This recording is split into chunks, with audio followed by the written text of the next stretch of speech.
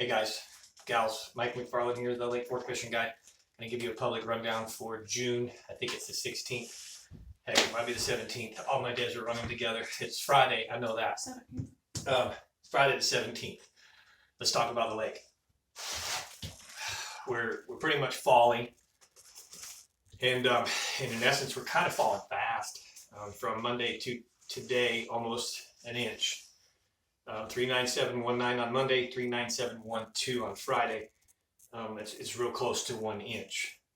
We're going to start falling faster with the evaporation rate increasing with the heat right now. We finally have the wind diminishing, a little bit of winds in the morning, but slicking over in the afternoons, and the summer heat is here. Lake clarity, really good. I'm just putting 0 to 2 because you will find 2-foot visibility, but it's changing. It's starting to actually have that summer color. In some areas, it's actually kind of browning up a little bit and just getting to that summer water, with the water temperatures finally getting back above 84. This is in the morning. This is upon the launch. So 84.8 this morning when we launched mid-lake. Fishing's been kind of tough this week. At least for me, it's been kind of tough. I credit it to a couple different things. The skeeter event really did hit the lake hard. We had 900 plus skeeter boats out there with 1,850 anglers plus. They beat up a lot of the fish. It's like deer in the woods. They get a little spooky. That usually settles within Monday, Tuesday, a couple of days. And it kind of did start to settle. The change was we finally had the winds go away, and we're heating up big time. I mentioned in the last rundown that there was a massive brim spawn right now. And the post-spawn fish had moved offshore right before the elites fished. A lot of them did, not all of them, but a lot of them. And then they moved back in when we cool trended, and they moved back in to raid the brim spawn. I also mentioned that this moon phase right here will kind of be the finishing of the brim spawn. I want to elaborate on something a little bit. Mother Nature is very unique. They don't all spawn at once. One of you commented about, hey, there'll be brim spawning all the way till August. That is correct, 100%. But when I talk in basis, I'm talking about the volume. I'm talking about majority. So for example, we have the largemouth bass spawn here in March and April, but you can still probably end up have a fish or two on beds in July. Are you going to make a day out of bed fishing? No, not at all. Not in July. But you may come across one. That's Mother Nature's way of spreading and ensuring survival. So yes, there will be brim spawning all the way to August. But is the heart of the brim spawn enough? Is that happening later to really keep the majority of the bass in the shallows? No, it is not. And that's really what I was implying. So right now, this heat is coming back. The afternoons are slinking over. The shallow waters are heating up so fast that it will kick those shallow bass out. There's no vegetation. There's no lily pads. There's no dock for shade. So they'll start to go back out to those deeper holes. And I'm seeing that and hearing experiencing that myself, seeing those deep holes loading up with those fish again, hearing about some live bait fishermen catching them out in 25, 28 feet of water. And so really we had, to back you up here, we had the skeeter event hammer on Monday, Tuesday, a little spooky fish.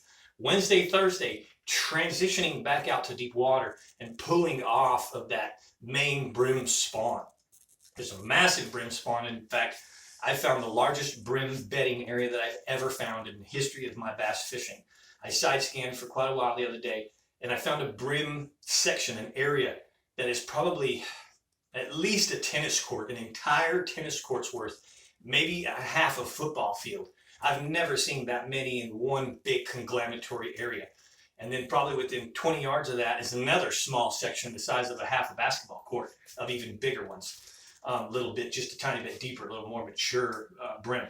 But that's really what I meant overall. Yes, the brim will spawn all the way through August. Will the bass be raiding the nests all the way through August? Yes and no. Will the majority be doing it? No. They're on their way back out offshore. Your best bet right now is big worms, big football jigs. Get out there deep. Get in there. Put the boat either in 10 and throw out to 30, or put the boat in 30 and throw up to 10. And fish some of those long points, fish some of those humps, ridges, breaks, shell beds, roads. Also, what Mark Pack used to love to do this time of year was go find them suspending in the trees. That's a difficult way to fish for them. But you can find some of those trees that are deep at 40, 50 feet of water The tree itself comes all the way up to 2022. The tops of the tree, or maybe even a little more shallow than that, the fish can suspend in the tops of those tree limbs, and they're in a very comfortable place. You want to find some of those trees out there that are in 50 feet of water, and literally some of those trees on a side scan, down scan, they look like all they're missing is the leaves. It's the entire tree, every appendage pretty much on it. It's a beautiful sight when you find one. They're so pretty. It's like a fish tank aquarium extravaganza. And when you find one loaded with fish, that's just what it is. You will crush them. So kind of keep in mind that you need to start searching offshore. I want to give you another tip on the public, so I want to make you guys extra happy. I know that I don't give you a lot like I do the members only, but I do want to teach you something that I just learned the other day. I've been running Humminbird and Lowrance. I run my Lowrance mostly for navigation because it's really easy to follow the trails, boat lanes, guide lanes, etc. A little easier than the Humminbird. The Humminbird has a feature that I can change the colors of depth ranges. I can highlight specific depth ranges. So right now in my birds, I've highlighted the 0 to 6. I make that red. That's out of water. Then I went and I highlight the specific range that I want to target. Okay, and so right now, if I want to target those fish in 22 to 26 feet of water, remember that the lake is 6 feet low. So it's easier to actually just add 6 feet to the number you want to target. Okay, 22 means 28, and I want it between, say, 22 and 26. So I'm going to go 28 and 32. So I did my second highlight on my Humminbird at that number, and boom, the green color pops out and shows me all of those awesome structures, features that are at that range, and now I can go look at them real easily with the sonar.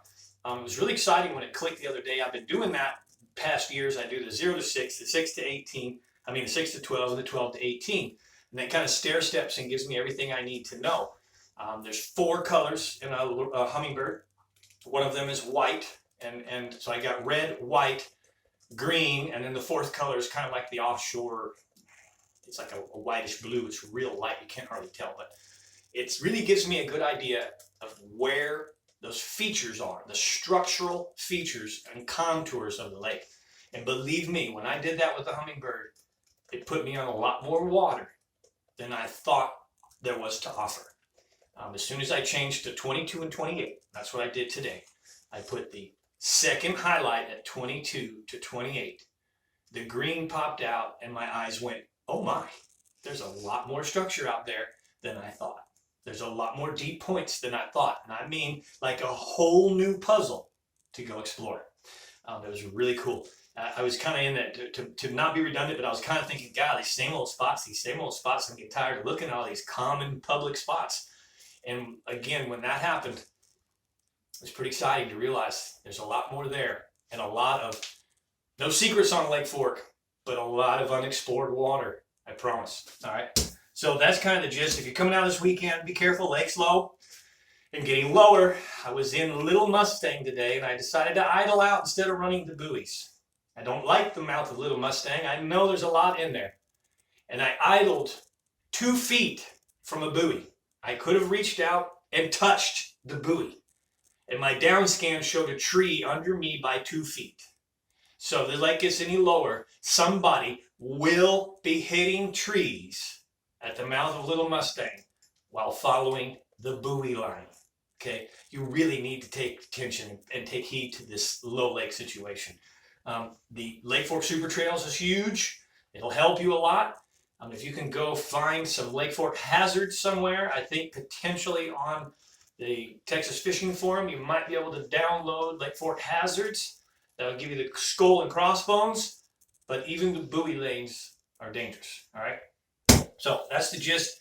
If you want to catch some fish, look for the brush piles, 6 to 12 feet, lots of fish in them. Downsize your baits, throw little trick worms, throw small little Carolina rig flukes, throw small Carolina rig centipedes, just little baits, and you will catch those unders. There's also some really cool schooling fish down south, starting to blow up all over the place, but they're small bass, 1 to 2 pounders, top waters, small spinner baits, maybe even a small square bill if you're in the right area where they're surfacing and blowing up. Sometimes it's white bass, but the other day it was a massive school of small largemouths, probably 100 or more in the school, and they resurfaced 4 or 5 times around us. So if you're looking for those kind of fish, go down south around the shallow reefs, Little Caney, Big Caney, out in front of Alligator, out by SRA. Just kind of watch for the birds and watch for the eruptions. Other than that, guys, I want to give you one more time. I'll give you another invite to the members only. I was talking to a guy at breakfast this morning, and he said that he's not a member, but he's going to subscribe. And we just talked about how many lures he lost and how much fuel he burned coming to the lake and everything. And it really hit him and me. So I'm going to give you more than an invite. I'm going to tell you that you're crazy not to subscribe. You're getting 8 rundowns. 8 times, there's 2 a week for 4 weeks. You're getting 8 rundowns for Lake Fork. Detailed rundowns as I can possibly get. The truth, like I'm telling you, this week's tough. I'm just telling you, it's tough enough that I wouldn't even maybe come out this weekend. Literally, I'm catching some fish, caught some big fish this weekend, or this week, but not a lot. But listen, for $4.99, you're getting 8 rundowns, man. You're getting the places to fish, the best part of the water, the best bait, some great advice. If you don't live locally and you're not using the lake, it makes no sense to subscribe. If you're watching me from another state, from another country, I get it. If you're only coming to visit, you may want to subscribe for just the 1 month. But for $4.99, this is a little more than an invite. I feel like I'm giving you a whole lot. And so I don't mean to be arrogant with it, but I really do. At this point, I know the value in it. And check it out, because I believe you'll see and agree the same. For $4.99, the members only subscription is absolutely worth it. So I'm fixing to go do that right now. I'm going to tell them exactly where, by the rule of 3, where to fish. And I'm getting ready to show them the baits that I'm catching the fish on this week, even when it's been really tough. So thank you guys. Thank you all for subscribing. The regular subscription is still growing. Tell your friends about it, please. I want to keep that going. I'm going to have some lessons. In fact, I just did a Skeeter review that's going up publicly. You can check that out about some of the things on the new Skeeter 2022s. And man, I wish you all great fishing. And thank you so much. I'm Mike McFarland, the Lake Fork Fishing Guide.